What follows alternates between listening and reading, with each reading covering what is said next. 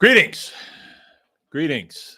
The date today is November 19th, 2024. I'm Mark, your host, coming to you from Baker's Green Acres in beautiful northern Michigan. I hope everybody is having a good day.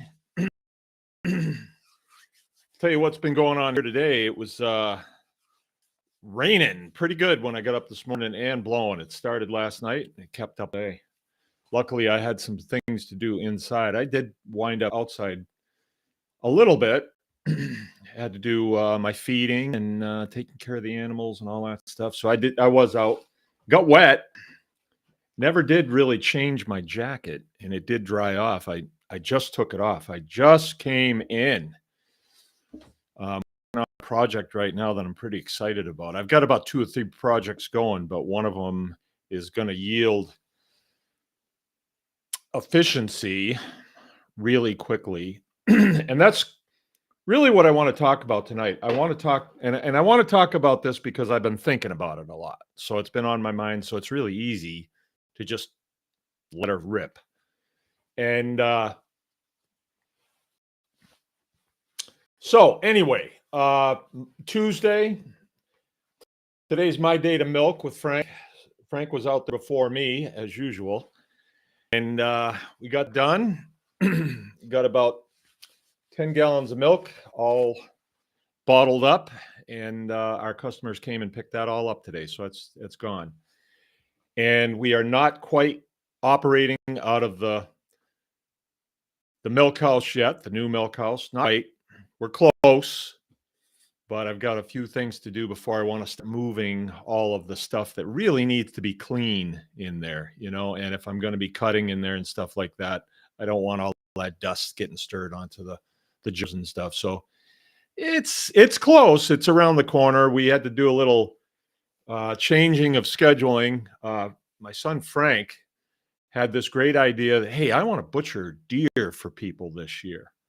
And I said, well, there's a lot to that. And of course, he does his own. My 2 kids are really into deer hunting. And but I said, yeah, go ahead and do it. So he went out and had some signs made, put them out all over the neighborhood. And I think he's done 14, him and Jim. So Jim wound up throwing in with it, and it looks more like a partnership now. And they've done 14 deer for people. And they have their heads down, and they are really going to it because it's a lot of work.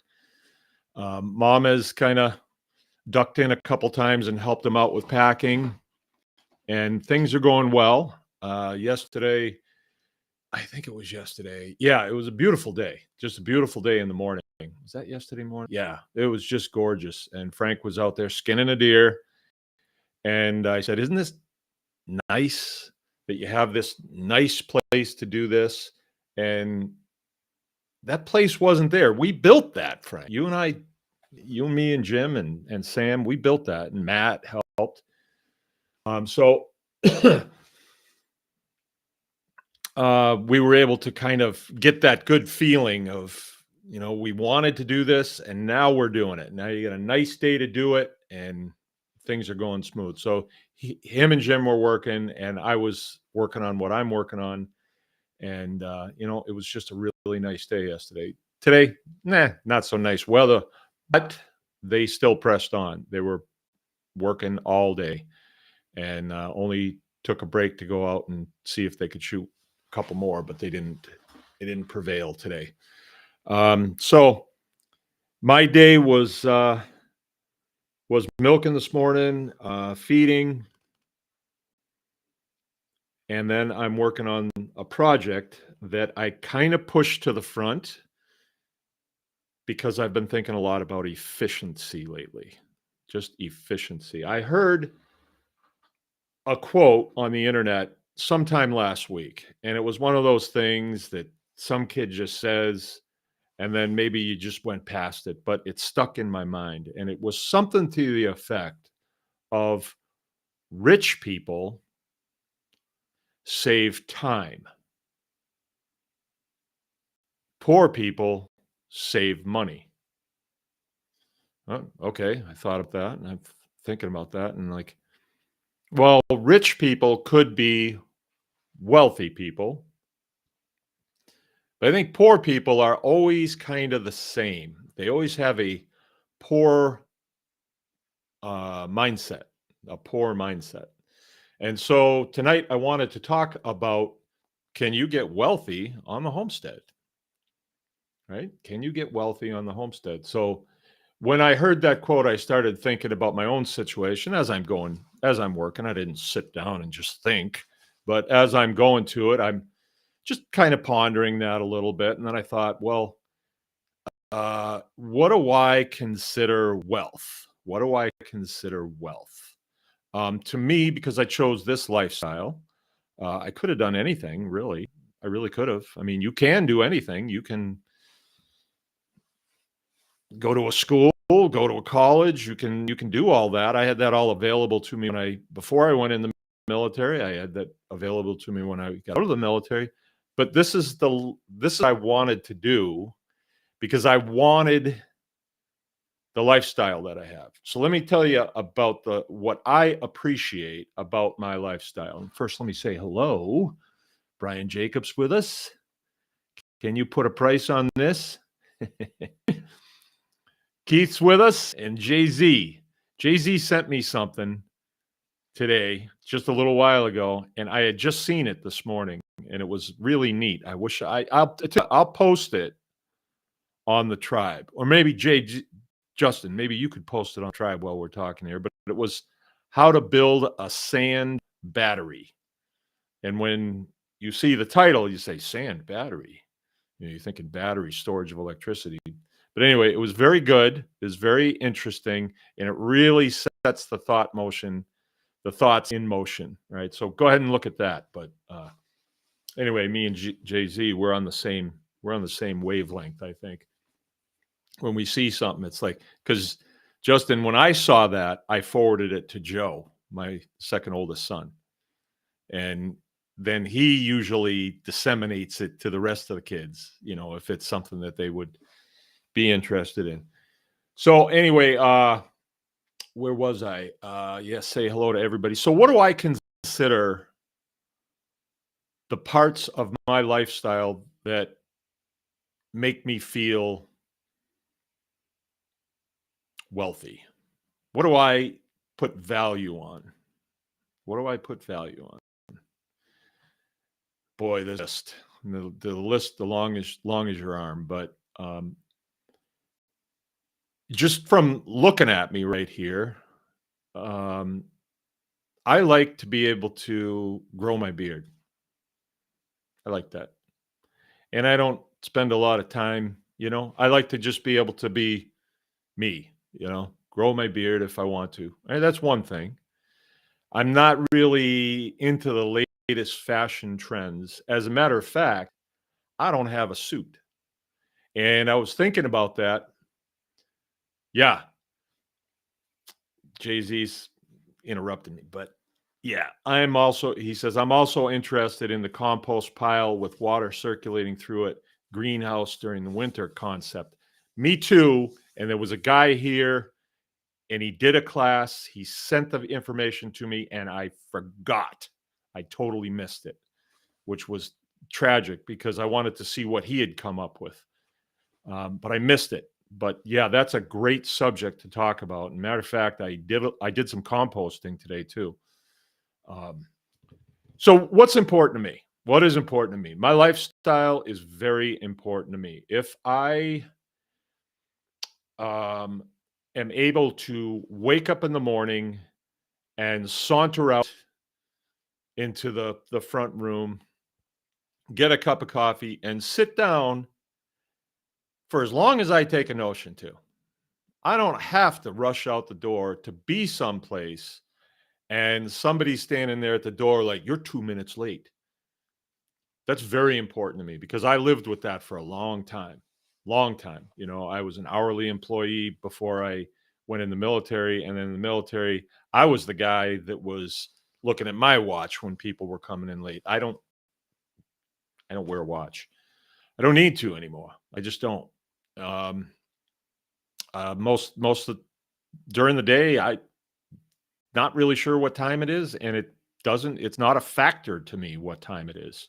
Uh, if somebody is coming to meet me or something like that, I have my phone and my pickup truck's got a clock in it, I can find out, but it's not something like I have to be checking my watch all the time. And that's important to me. That's really important. I get to do business with the people that I want to do business with. I don't like work on a parts counter or something like that. Or let's say I was a politician, or let's say I was the county sheriff. I mean, you're going to come in contact all day long with people that you really don't want to be in contact with, but you have to be. And you have to provide the service um, that they require if you're in that capacity. Let's say you're a physician, let's say you're an accountant, let's say you're a lawyer.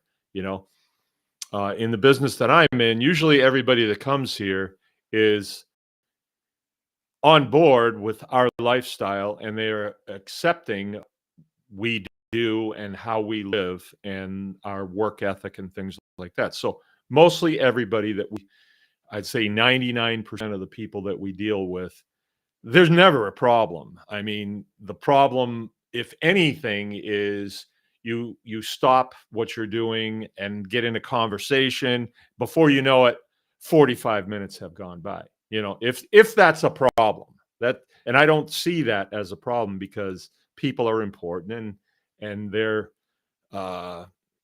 interests are important, and if they want to talk to you about something, that's important. A lot of times I do duck people. So, uh, phone calls and stuff, especially, I duck them because I cannot keep up with phone calls coming in all the time. So my phone, most of the time, stays in the truck, and uh, um, some people I have to get back to. Some people, I'm just not going to get interrupted all day long for questions and stuff. So yeah, but when it comes to people, I usually stop what I'm doing and talk. And that's important to me. That's important to be able to do that, because I like people too. I like to talk to people. It's fun. I really got to say, overall, my lifestyle on a daily basis is something that I look forward to when I'm going to sleep. Like, what am I going to do tomorrow? And what is in store for tomorrow? There's bad stuff that happens every now and then, but you kind of take it in stride, because that's part of this. Things are going to break. Things are going to misalign.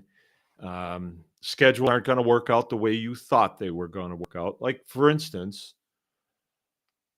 we were going to knock down one of our cows this Thursday. We looked at the weather, and it's right on the edge of being cold enough. It'll work.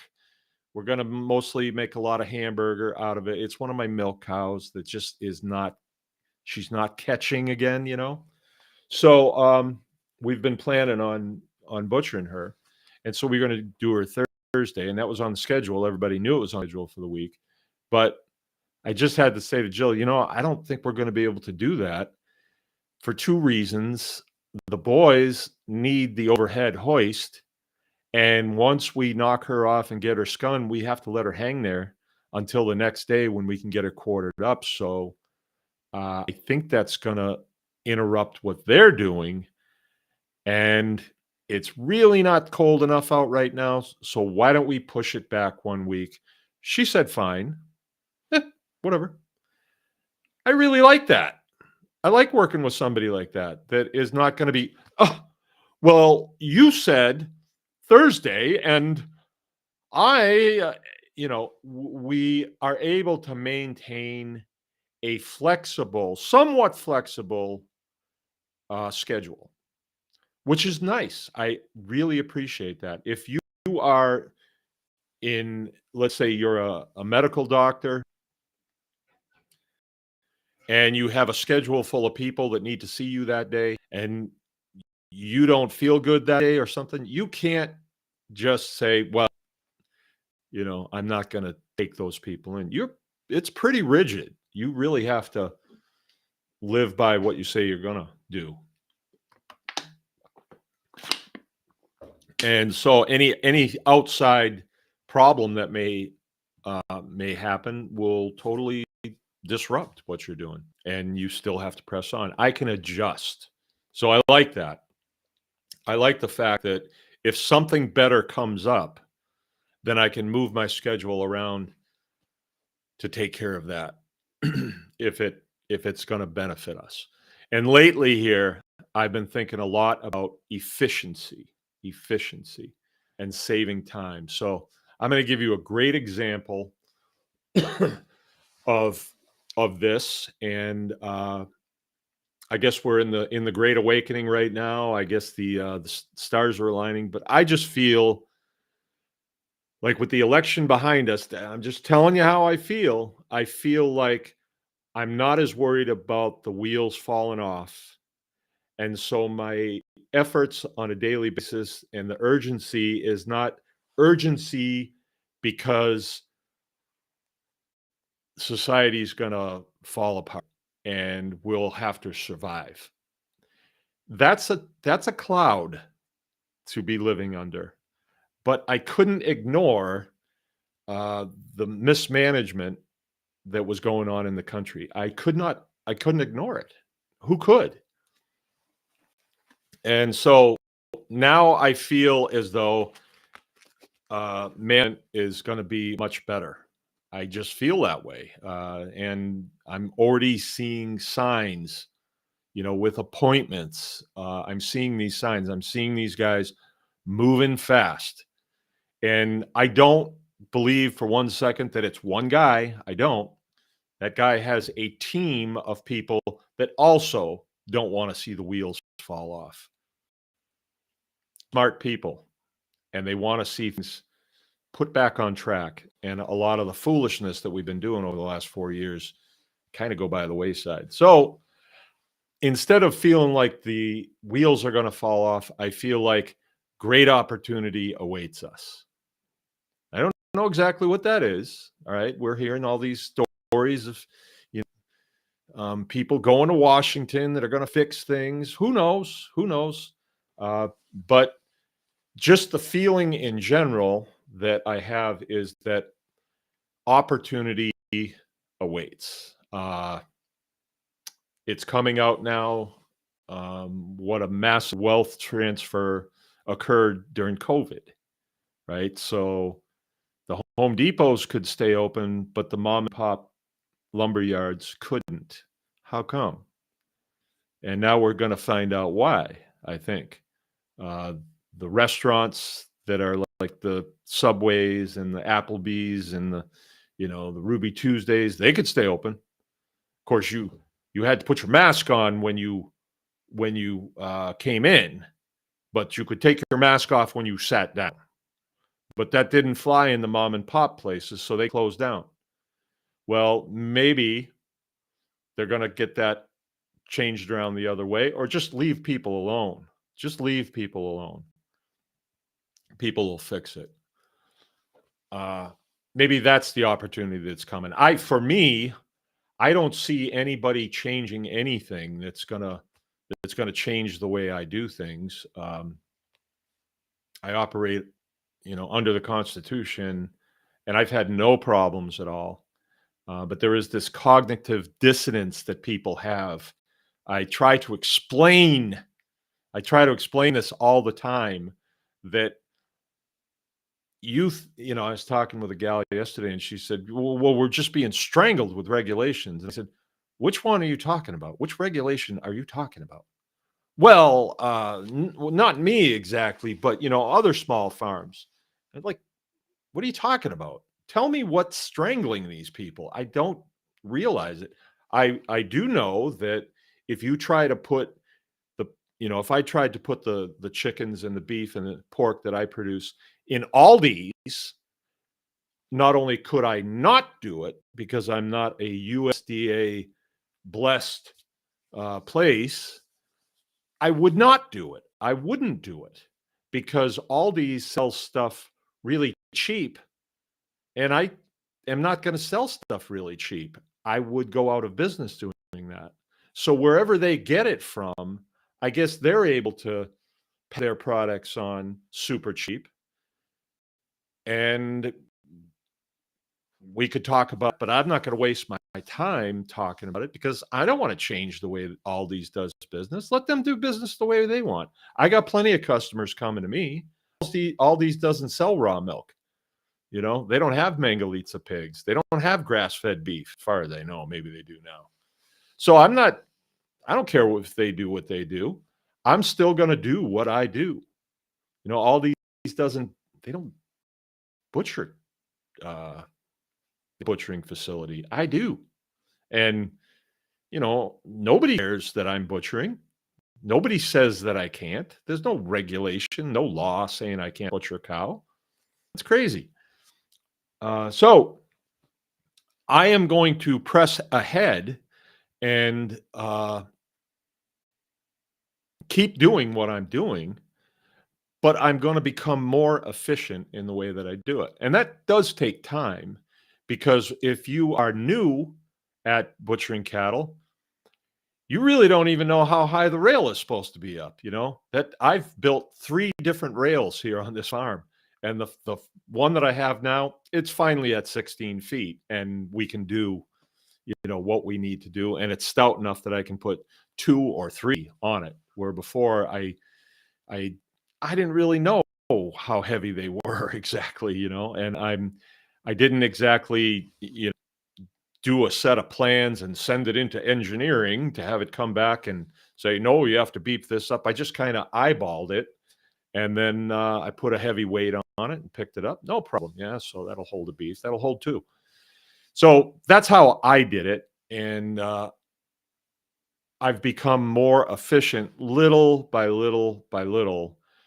And what that efficiency does is save me time. So this is another thing that I appreciate about my lifestyle. There's no red tape. There's no bureaucracy. There really isn't. When I was building this rail, for instance, that we use now for everything that we're butchering, I just went off of what I thought. You know, you think that'll hold a beef? Yeah, but let's make it a little stouter. Let's build it a little bit thicker. Let's use a little heavier angle iron. What about these bolts? Let's use thicker bolts. Let's just be on the safe side. And it wasn't like I had to submit my plans to anybody and wait until they responded and said, "Nope, you're going to have to make," you know, I don't have to do with any of that. If I have an idea, I can implement that idea in a day. In a minute, I can implement that idea. If I can get it together in that quick, you know, I can try it. I don't have to do any environmental surveys. I don't have to do any of that. I just have, you know, it's my property. So do I want to pollute my property? No, I don't want to pollute my. So I just use good sense, and good sense prevails. If you think that good sense goes into flying airplanes, you got another thing coming. You do it the way the manufacturer said it will be done, and you do not deviate, not even a little bit. Well, let's beef these bolts up. Oh, no, you don't. If you wanted to make a change to an airframe, and because you think it would be better, well, you would have to submit that change to the manufacturer, and they would just not even respond. So forget it. It's not going to happen. You know, just not going to happen. This is the way we do it, and you're here to do it that way. You can't improve the process. You can't degrade the process. You're going to do the process this way. And so I'm not real. I can do that. I can do that. And I did that. And I understand that. You don't want to Billy Bob in there saying, well, a piece of baling wire will hold this engine on. You don't want that. So I understand why they want it standardized and per engineering spec. I get that. And I appreciate that. And I appreciate that if I have to be on one of those airplanes. But it limits me as a person.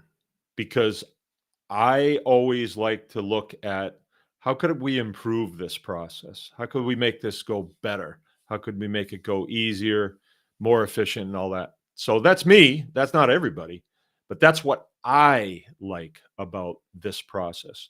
And because I'm able to do that, that's that's my wealth. That's my wealth right there. Because at the end of the human experience, right?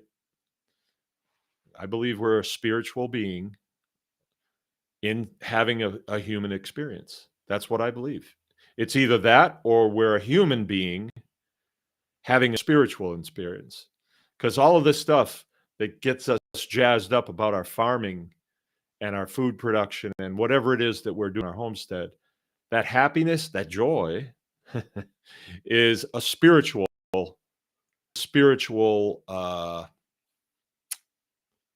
outcome or expression. That's a spiritual expression. Because one guy could look at this, what I'm doing, and say, "Ugh, I don't know, I don't like that. Manure, blood, guts, no. Hard work, no, don't like that." But some people like me, I look at it and it fulfills my like I'm a spiritual being. I was put in a male body. I like male things. I'm kind of a misogynist, if you haven't noticed. Yeah, I embrace it. I embrace it. I like being a man. I like everything about it. That's why I like eating artichokes, like Jerusalem artichokes, because they make you fart a lot. I really enjoy that. Right? My boys do too. My daughters don't so much. My wife doesn't either. She's kind of embarrassed. I think it's cool. Yeah. So, yeah, it's because she's a girl. you know, more misogyny. So I like that. I like the fact that when I go into my workplace, I don't have to be something that I'm not. I don't have to curb my persona at all. I can, I try to be decent, but I don't have to be somebody that I'm not. I really appreciate that about my lifestyle. If I want to have a knife on my belt, I can. In certain workplaces, people, it's kind of threatening. That would just jam me up and when I hear that, or your tone. I don't like your tone. And I don't care, and that doesn't work in modern life workplaces necessarily. Um, so I enjoy that. I enjoy wearing the clothes I want. I enjoy the people that I come in contact with. I love the work that I do. I just love it. I get to stand back from it and say, "That's what I wanted. There it is. Let's use it." And then we use it. We get a product out of it, and it's like, "Yeah, we did it. We did it." There's personal satisfaction that comes out of that, and joy, and all that stuff. And that's a spiritual. It's a spiritual dividend, I guess we'll call it. So example, I got a great example. So I have for a long, I'm a scrounger. That's another thing. By nature, I'm a scrounger. When I find something that no one else wants and it has value to me, I like that better than if I go to a store and I buy something new. I need something and I got to go buy something new, a tool or something. I like it better if I can build my own, or I can take something that was broken, that was cast off, and I can fix it and maybe modify it a little bit to make it do what I want it to do. Right. I like that. I like being a scrounger. Um, I don't mind wearing secondhand clothes. I don't mind because they're just there to keep me warm or keep me cool or whatever. Yeah, I can't really see myself going to Tractor Supply and buying shirts for $20 when I can go to the bag sale at the secondhand store and I can get just short sleeve shirts, dress shirts, you know, light colored ones or dark colored ones, depending if I'm going to be working in the sun or I'm going to be not working in the sun. And they do what I want them to do. They got a pocket on them. I can put a a pencil in the pocket. They do what I want. I think I like that. Where spending $20 on a shirt that's new from Tractor Supply, like, ugh, that's that's $19 that I could spend on nails or screws or a new tool or something for my wife, something like that, something that I would get a kick out of instead of shirt, a brand new shirt, right? That's gonna get paint on it, it's gonna get grease on it, it's gonna get blood on it, it's gonna get ripped, they all do. So being a scrounger, this is a great lifestyle for me to be in. Keith Sutton knows all about scrounging, right? And I've scrounged a lot of stuff from him. He scrounged a pig from me, and it wound up being a pregnant female, and I didn't know it was. Yeah, and it popped out a bunch of babies. Good scrounging story. I have had a contract with the bread company now for probably going on 6, 7 years, and they need to dispose of bread. The bread cannot go into the food system, and they are regulated, and so it has to go to pig feed, and she has to sign an affidavit saying that it has gone to a farm and being used as animal feed. And we've been very faithful with taking all of it, even when we don't need it, and then I got to scramble to get rid of it or do something with it. I've composted a lot of it. I've just shared a lot of it, and I'm not supposed to do that per the contract. But I had a conversation with her the other day, and some of her other farms the other outlets that it was going to, homeless shelters, they can no longer take it to the homeless shelters. So she wanted to know if I could take a little bit more. And I was like, okay, because I want to be the farm that they can count on to take their bread. It can't go to the landfill. If it goes in dumpsters, they are paying a lot of money to put it in the dumpster. So I'm doing them a favor. They're doing me a favor. And anyway, but this handling all this bread has become kind of a problem. And then when she said, I want to give you a little more. Oh, okay. Well, then I had to start thinking, okay, how am I going to deal with this? Because the bread comes, it gets dumped in either my dump truck or one of the trailers, and you use some of it during the day, but then the truck is tied up because it's full of bread. If you dump it someplace, it gets all spread out, gets rained on, it turns into an ugly mess that I'm dealing with messes constantly because of the bread, and some of the guys that I'm working with, they're pretty good about cleaning up the messes. Some of them are not. And so I was thinking for a minute there, this doesn't need to be a problem. I want to end this. But I'm feeding 30 pigs or 40 pigs now. And then I started thinking of going or calling and having the feed company deliver feed. And I'm thinking about the checks that I would be writing. And that immediately cooled me off. So I had to think, well, there's got to be a way to handle this that's better than the way we've been doing it. And so the more I thought, well, we got to come up with a system to where we can dump the truck inside and deal with it inside. Because if you're opening bread outside and it's raining, it's bad. Nobody wants to sit and do that. And then the bread is getting wet. The bags are wet, so your hands are wet.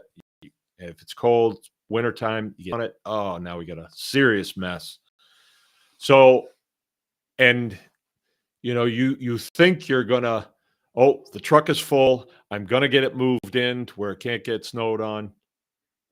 You wake up in the morning and there's 6 inches of snow, and it's like, I forgot the truck. So it was becoming a thing.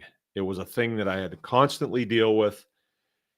it was worth it, but it was getting to be a pain, and we were spending a lot of time on it.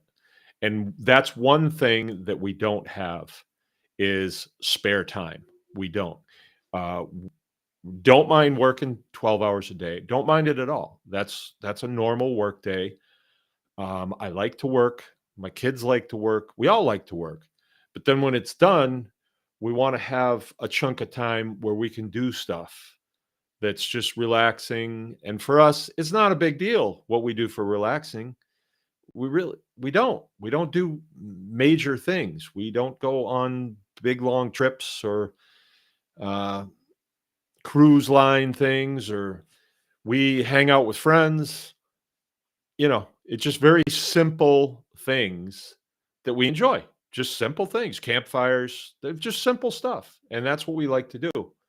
Watching series on, I say TV, but we don't have TV. We have, you know, we can watch like All Creatures Great and Small and Andy Griffith and Hogan's Heroes and I Love Lucy. I don't really like that much. Stuff like that we can watch when we want. We can watch Shrek.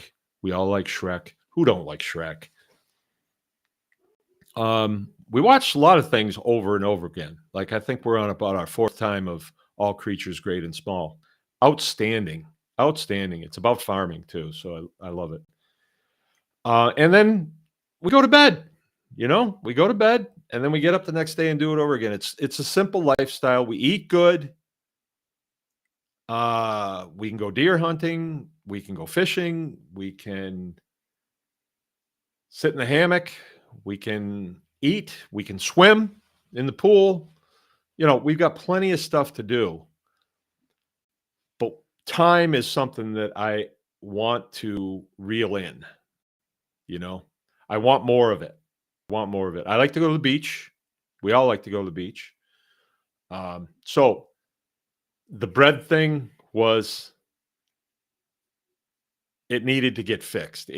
Something needed to happen.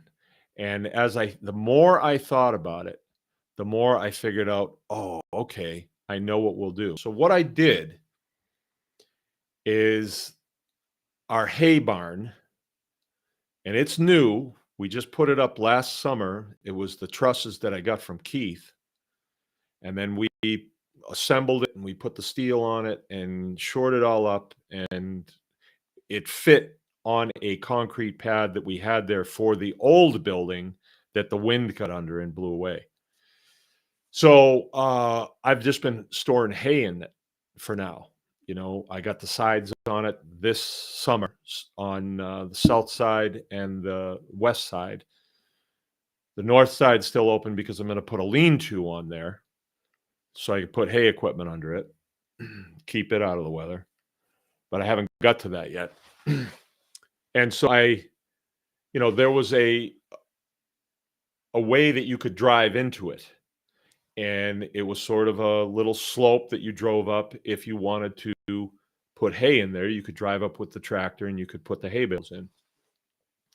So I kind of designed in my mind's eye. I never did put it down on paper, but I designed a door that would be up at the top of the opening for the doorway, and the doorway would fold back towards. Why don't I draw this? I'll take to the drawing board here and I'll show you, because this is cool. All right, I'll kind of draw it from the side. All right, if this is the side of the building, you're looking at the side, and let's say this is roof, like that. Buildings like this. And this is where you drive in. The little approach is right here, so you would drive in. So this is going to have a door on it that goes from here to here, and it folds out like that. And so the truck will pull in. Let's see, he'll be up here when the truck is open. The truck is 4 feet off the ground. The deck is 4 feet off the ground. and this will fall open right to the back of the truck. And so he will dump the bread in here, and it will pile up here inside the building. See, it's inside. So it's not going to get sun on it. It's not going to get rain. It's not going to get snow. And this end of the building's closed in. This side on the south side is closed in this much. It comes down and there's an opening, right? And we were going to put a curtain in there. And we still may put a curtain in there because this building, we want to use this for kind of an area where we could do some teaching.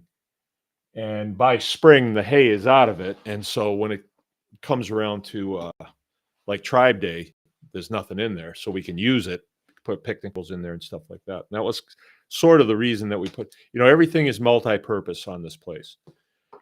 So it took a while to kind of get it designed, but or thought through.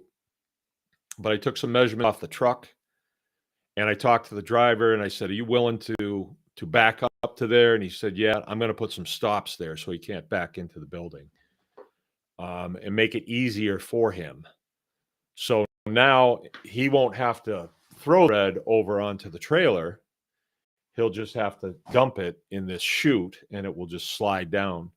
And when I was building it today, it's almost completely built. I have to do some adjustments tomorrow morning. When it's built, the Friday delivery will be inside. And so then if we are inside the building opening bread, we can open a mountain of it. We can open it all and the bread will go. Like if you have the pile here, you'll open the bread and it will go over here and it'll go in a pile, and you can come in with the loader from the north side and scoop it up and then take it out and feed the pigs. And what this will do is it'll make it so we can feed a lot more, feed the pigs 4 days worth of bread, 5 days, feed them a week's worth of bread. It'll just sit there on the ground. Even if it gets wet, they'll still eat it. They don't really care about that. It seasons it for them. They like it. And then we're not feeding every day. Some other benefits of this is everything will be inside a building. So the bags that we have to debag this bread will getting carried away and down the road, and I drive down the road and there's a bread bag. I got to pick it up. It just it's never ending, right? So that will put an end to that, and we're going to put some sort of wood stove or something in there, some sort of burner that the bags can go in, and then when you're working in there in the wintertime, it'll heat it.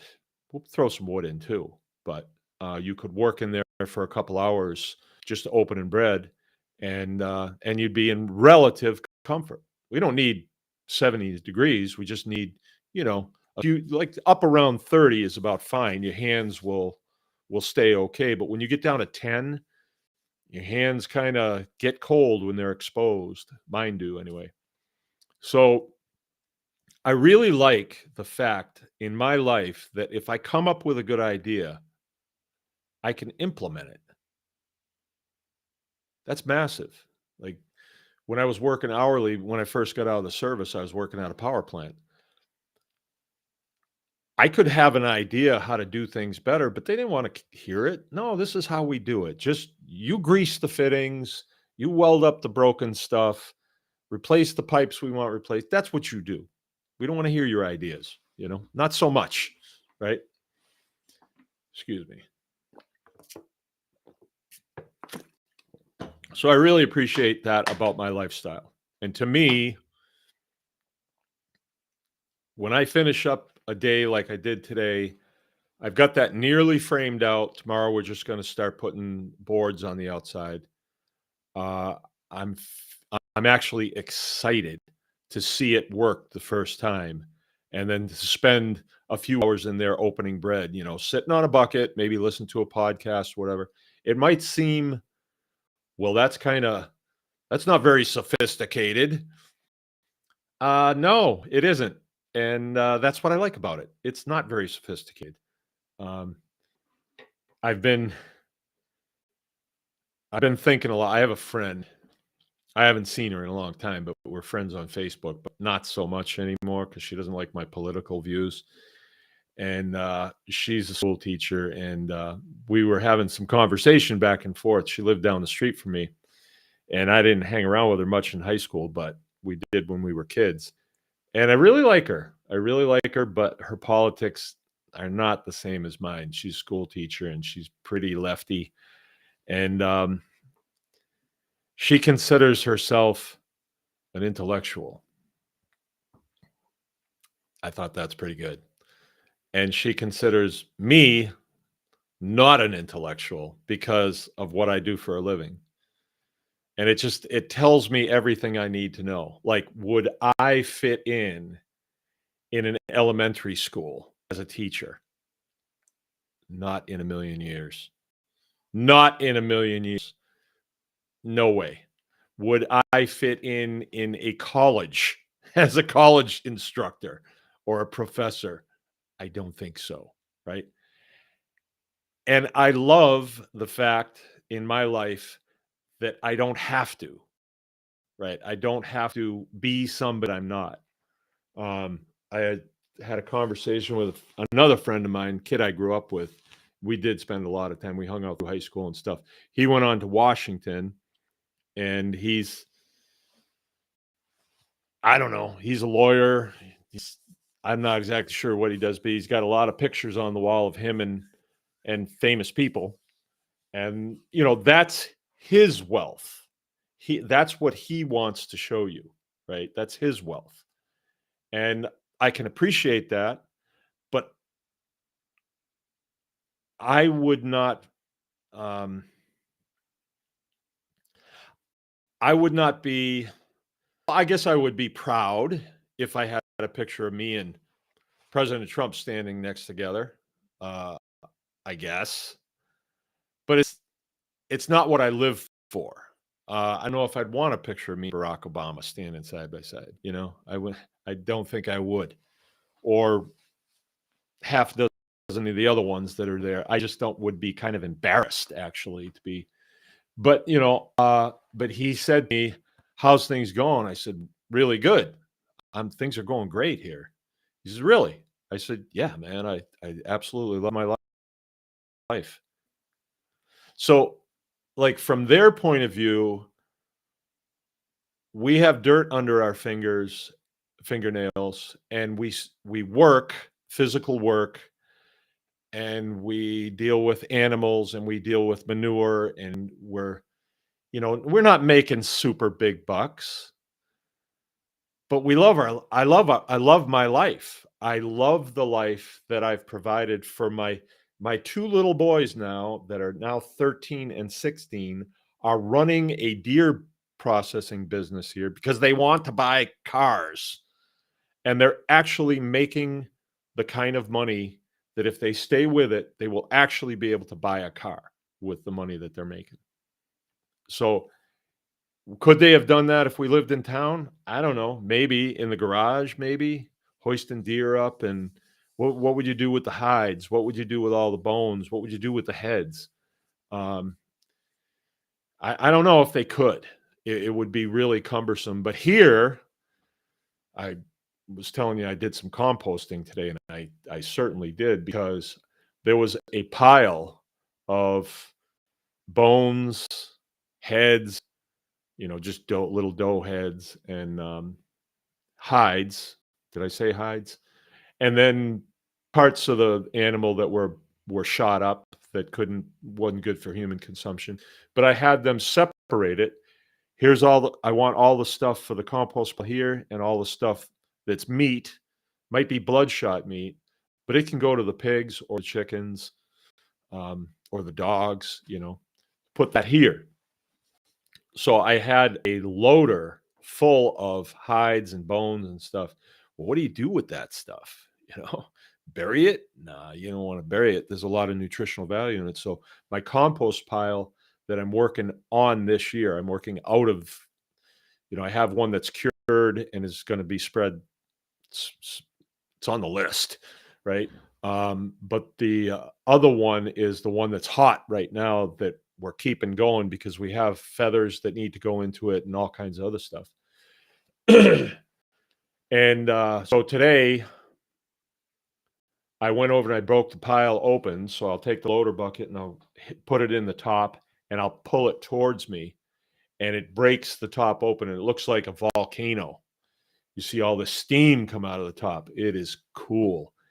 And when I see that, I know that that pile is hot. And so that means whatever I'm putting in there that I partially want to dispose of, what do you do with a bunch of hides?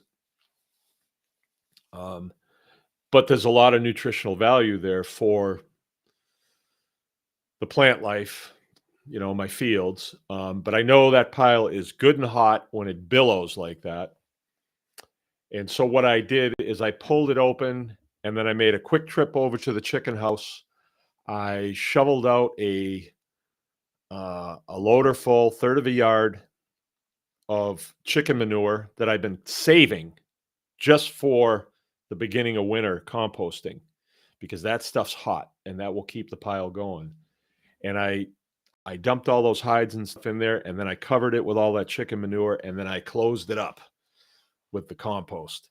And so the next time I get into it will probably be Friday. And a lot of that stuff will be on its way to being gone. I inspected it today. When I broke it open, I got up in there and I looked, and there was rib cages from deer, and they could not have been in there any more than a week. And they were quite gone. They were quite deteriorated. Just, a deer's rib bone, you can't break that. But these were they just broke real easy. So the animal and plant life that's in that pile that's thriving, when we put stuff in, it just goes right to it and composts it down, consumes it. Really neat. Yeah, and I get a kick out of that every time I do it. I really do. I get a kick out of it. Let's see. I fed the cows this morning too. I get a real kick out of that because I like to look at their area and see that they're happy and, doing fine, healthy. They don't really need me. They have the pond. They can drink out of it and they're just putting on weight, eating hay, making manure.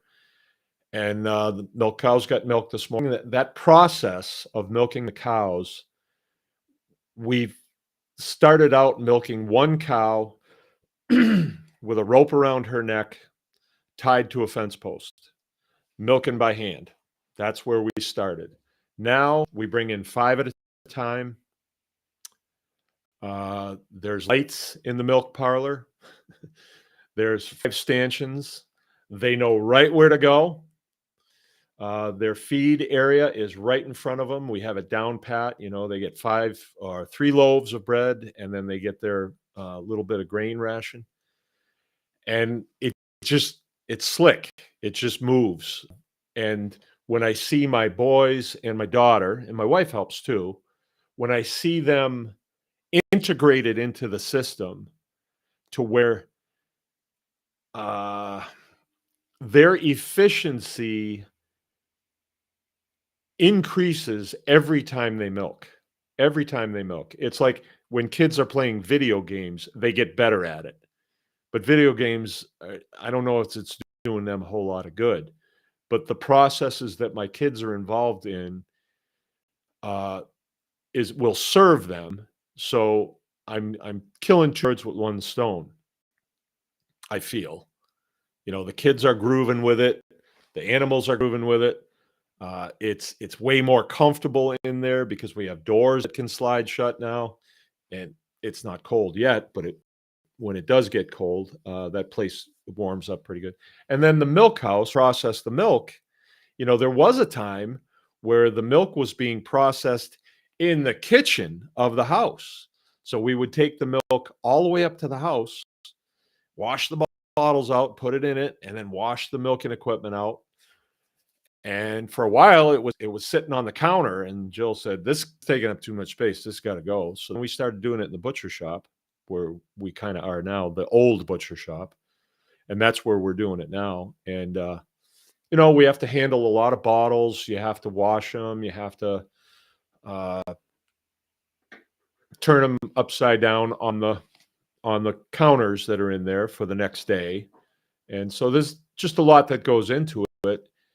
And anytime something goes wrong, it slows the process down, and it may take you an extra half an hour to do it. Well, that's an extra half hour you don't get back. So again, we have the luxury of being able to streamline the process on everything we do, and it's nice. It just turns me on. So that's what I love about my life. I love the fact that I can wear suspenders.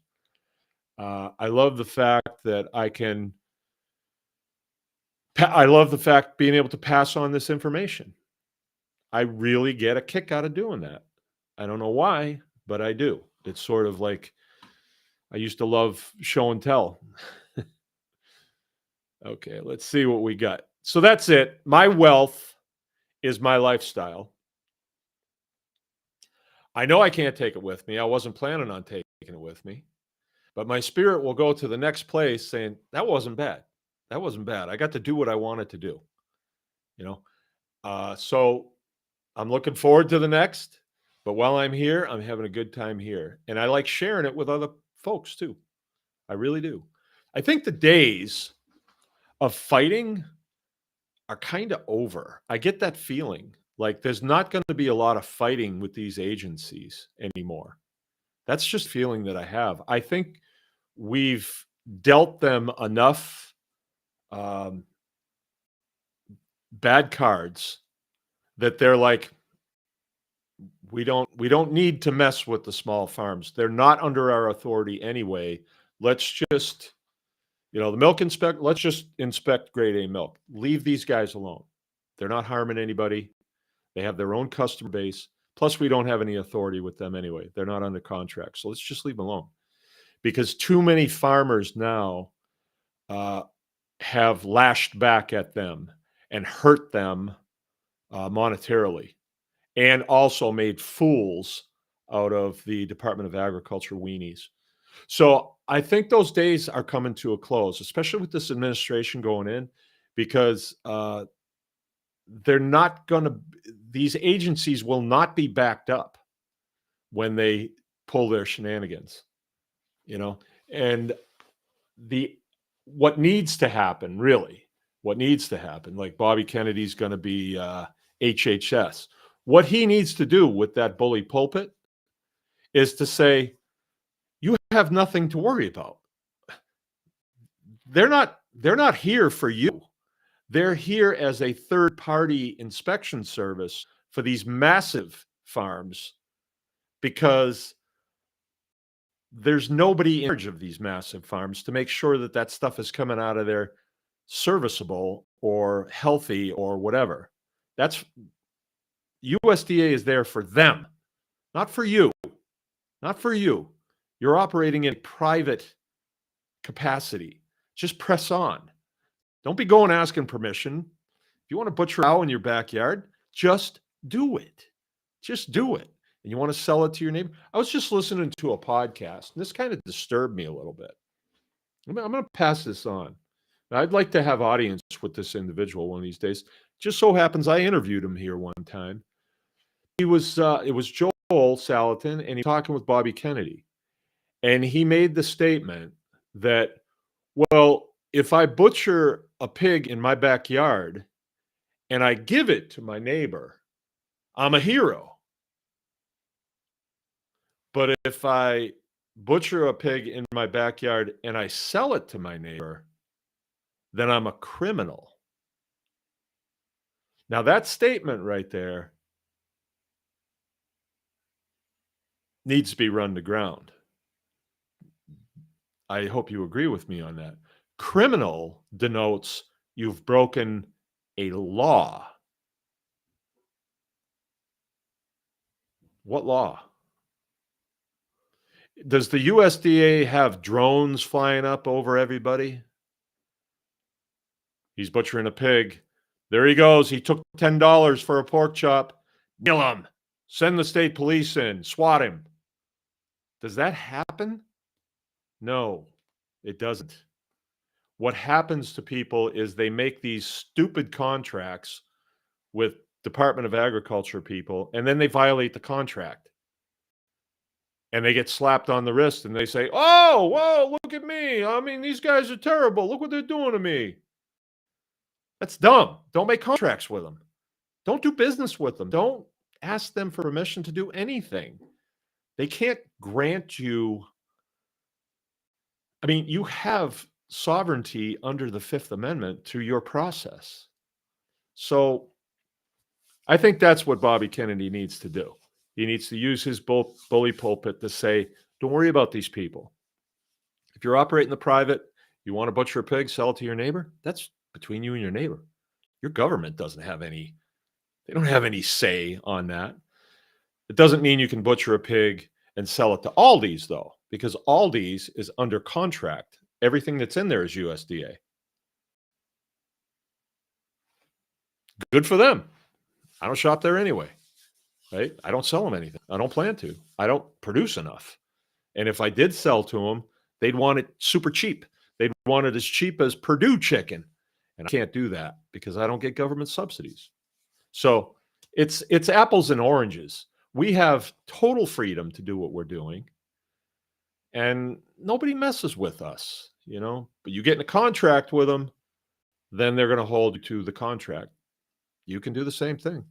You get in contract with somebody to mow your lawn, you're going to hold them to their agreement, their contract, their contracted agreement. So anyway, let's see what we got here. I don't know is I will ever have the chance to run that to ground. And you know what? I don't think I want to. I think I want to just press on with what I'm doing. If that's what people believe, let them believe it. You know, let them believe it. I'm just going to do what I'm going to do. And if you all want to come with me on my journey and do my journey at your place, I'll tell you what I know. But I don't expect anymore that people are going to completely believe me. I had a conversation with a gal yesterday.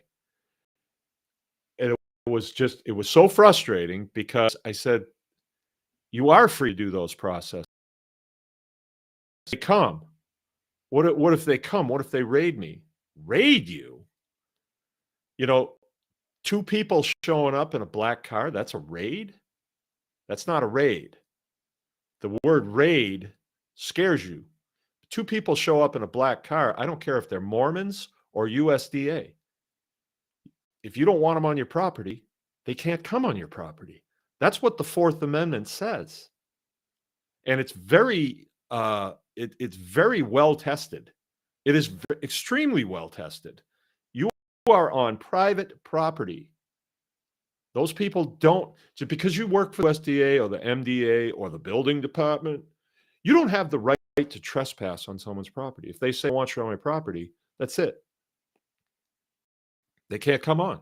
If they do, now the word criminal applies, because once you've told somebody do not trespass and they, well, now that's criminal. That's not a regulatory problem or infraction. That is not a contractual infraction. That is a criminal infraction. And who do you call crimes when a crime has been committed? Law enforcement. LEO. And you make a complaint or a police report. Somebody's going to have to run that to ground. Somebody's going to have to put a disposition on the end of that police report. It was unfounded. Unfounded? I've got the guy on my property after I told him to get off. How's it unfounded? If I were to trespass on, let's say Aldi's threw me out. because I wouldn't put a face mask on or steel toes on or wouldn't quit harassing the employees, right? Let's say they threw me out and they trespassed me, all right? That involves, an affidavit from them saying, we do not want this individual in this. So it's written. It's a written trespass order from them. It's their facility. It's not public. It's theirs. If they don't be there and they say, we don't want you here, and then I go, they're going to call 911. And then it's not just hey, they don't want you here, man, and you've been trespassed, so you can't come here anymore. It's not going to be that. It's going to be get in the back of the patrol car with these bracelets on. That's what that is. And that works against, I won't say them, because LE and the Department of Agriculture, they're apples and oranges. They're not the same. It's not like government. It's not. It's not. LE is really your friend, even though you get that twinge when you see him when you're driving. I do anyway, but I used to pull a lot of shenanigans in my younger days, right? I didn't know that you couldn't drink beer and drive. I really didn't. No one ever told me. They didn't go over that in driver's training. Not that I remember. Maybe I was just selectively. So we were always on the lookout for the man, right? Right. Well, I mean, that's what you did in the 70s. You drove around, you listened to Leonard Skinner and drank Miller High Life. That's what I did. I don't know. Who else did? Let me hear from you. Who else did that? Right. But you don't do that anymore. That'll cost you big. So I'm not advocating it. I'm just saying that's what I did a lot of that when I was a kid.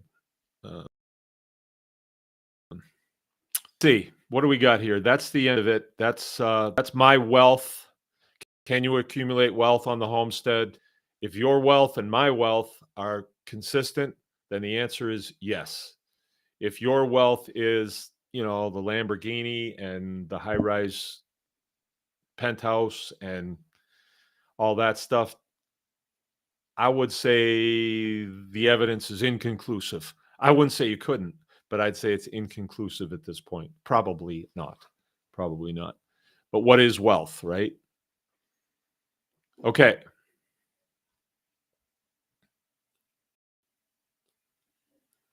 Let's see. All right. Gabe Grubaugh, windy raw evening. Where are you, Gabe?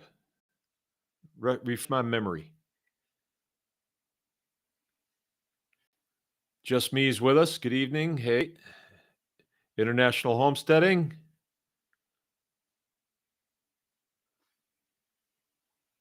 Brian Jacob says, I enjoy being uncancelable. Yeah. Yeah. Cancel me. I dare you. What do I got to say? Yeah. Well, I'll be friends with somebody for a long time, and all of a sudden it seems like they found out something I did during the Gulf War or something. There was nothing, so they just like ghost me totally. Sometimes maybe I've been canceled by them, but I figure if they want to cancel me, I'm still friends with Brian Jacob and International Homesteading. The burden of abundance is real. Yeah. The burden of abundance is real. It is.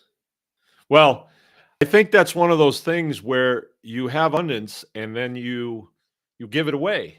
You just give it away and you wind up, hey, I'll tell you something that I got going that I'm really liking. So I got to give a shout out to Spears Auto too. Got to. The pilot,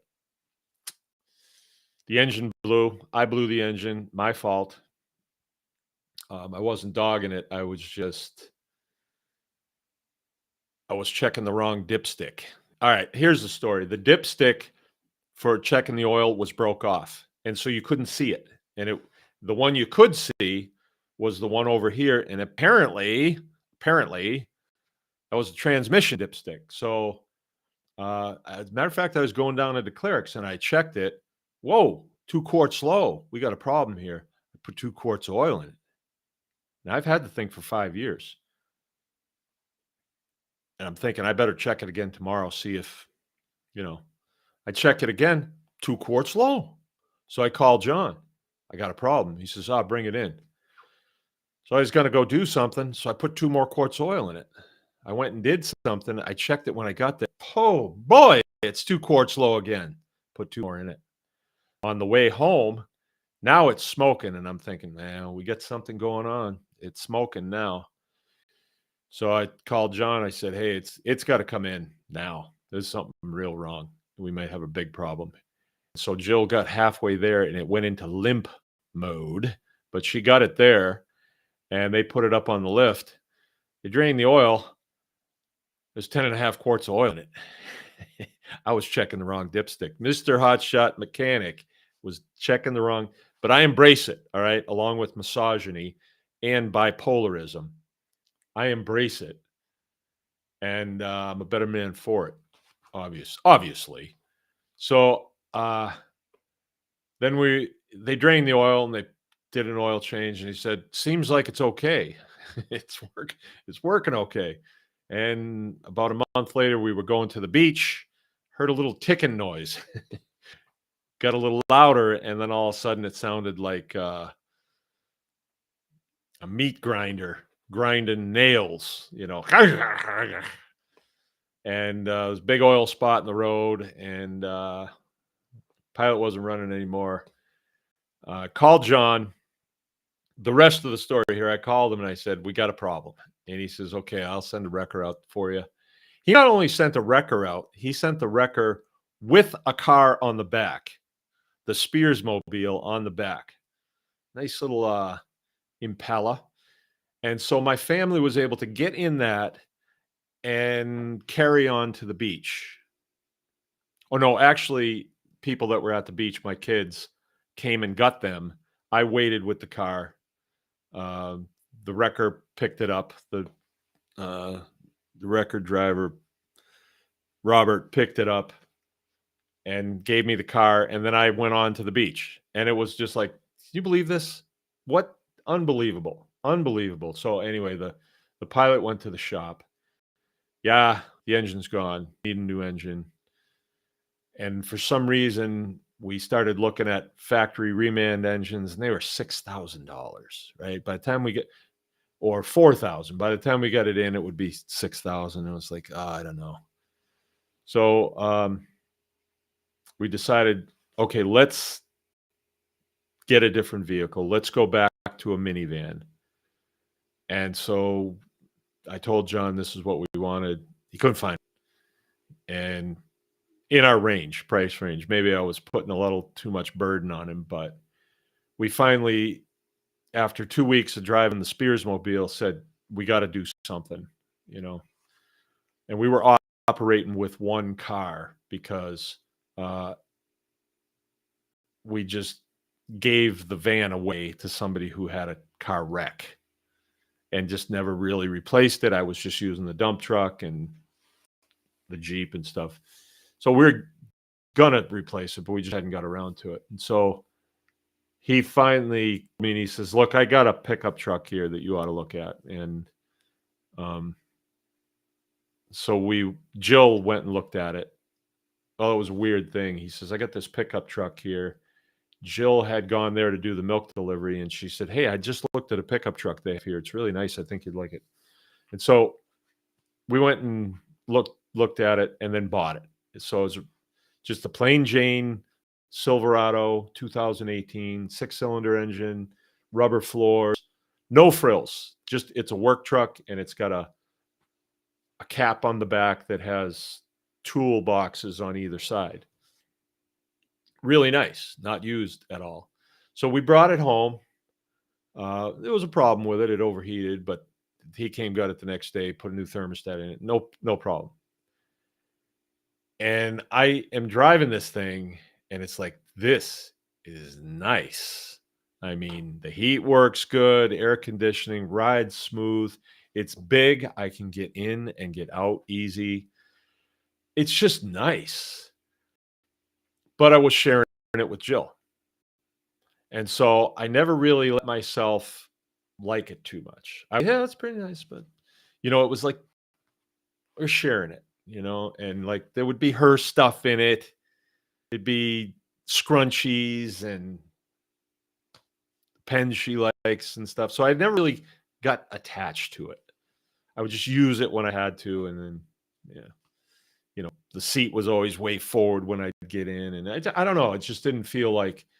But then I said to John, "Why don't we put an engine in the?" He said I could find a used engine, and I said, "Why don't we do that? Because if nothing else, we could just put a used engine in the Pilot and sell it, and then get another car for Jill." So anyway, the Pilot came back last Friday. They brought it here. They brought it here and dropped it off. It runs just like it used to. I mean, it's a Honda. It just runs. And so Jill told me at some point stage of the game, I said, "Well, let's just pay this truck off, and then we'll get you your dream vehicle." And she said, "The Pilot was my dream vehicle." And that's when I said, "Well, let's change the engine in it then.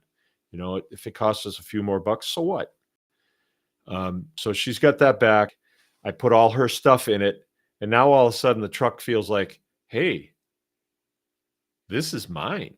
Well, it's the farm truck, but I'm going to be the primary driver, so I can put my tools in it. And what a kick that was. I started organizing tools in it.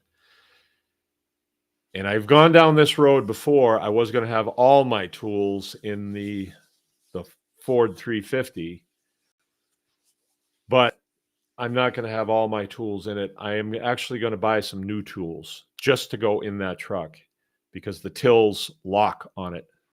And a little problem around here with tools walking off. That's the way it is when you have young boys. So anyway, life is good with vehicles, and I have this truck, and I'm really liking it. It really fits in with the whole efficiency thing too, because certain tools I use a lot, and if I'm working, say, next door, those tools will be with me. I can unload them, use them, and then put them back in the truck. And then if I'm over here for an hour or two working and I need something, it's in the truck. I don't have to go walking next door for it. Or, as the farm expands and you're out doing something, you need tools. And to always have to come back and get something and then go, yeah, not so good. So that's where I'm at with that. I'm really loving it. And I am going to, I've got the lettering for the side. I'm going to put raw milk herd shares on the side, on both sides. It's going to look really nice. And my logo is on the door, and it looks sweet. I'll post a picture of it on the tribe. Tell you what, because I'm going to put that lettering on pretty quick here. All right. Oh, what am I doing? Okay. Whoa, that's not what I wanted. Okay. Susan Greaves is with us. Hello, all. Hope everyone is good. Right. I didn't know yeah. Yeah, very, very seldom that she gets to listen to a show because she's usually working at this time. Keith S. So I am a scrounger. The truth is I'm a junk collector. The Kia, someone's junk as a treasure to someone else. We know what you mean. We mean what you know. So Jill's driving smoking hot. Inga. Yeah, Jill's smoking hot. All right, good show. I still believe that now is the time to put the pedal to the metal, but not for the reasons that I did before. So get out there and make it happen. Hey, all, dear processing tonight, Sean. Good for you. Good night to do it. For those of you that are in the Tribe Plus, you really should join up. You really should come to the Wednesday night meetings. We're just having a lot of fun. We've got a lot of people in Tribe Plus that just don't come. I mean, it's a consulting service. You can ask me any question you want. And if you have me come to your farm, it's very expensive. So it's a good service. And there's other people on the tribe that know stuff too. So, yeah, if you pay for it, why not come? It won't be tomorrow night. We go on every other Wednesday. So not tomorrow night. All right. Hope everybody has a good night. Remember, anyone can farm.